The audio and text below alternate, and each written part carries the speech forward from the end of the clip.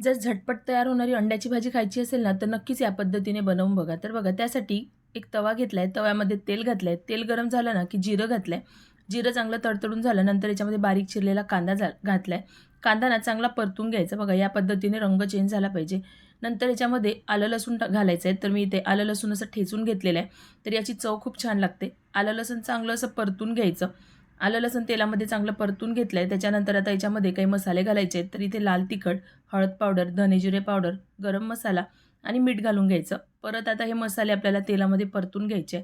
चांगले हे परतून झाले की याच्यामध्ये बारीक चिरलेला टोमॅटो घालायचा आहे. तर एक टमाटर घेतलेला आहे. आता यालासुद्धा चांगलं आपल्याला शिजवून घ्यायचं आहे. म्हणजे टमाटर चांगले गळले पाहिजे. यासाठी ना आपण याच्यामध्ये पाणी घालून घेऊ, म्हणजे टमाटर चांगले शिजेल. तर बघा थोडंसंच पाणी घालून घेतलं आहे. परत याला चांगलं असं मिक्स करून घ्यायचं.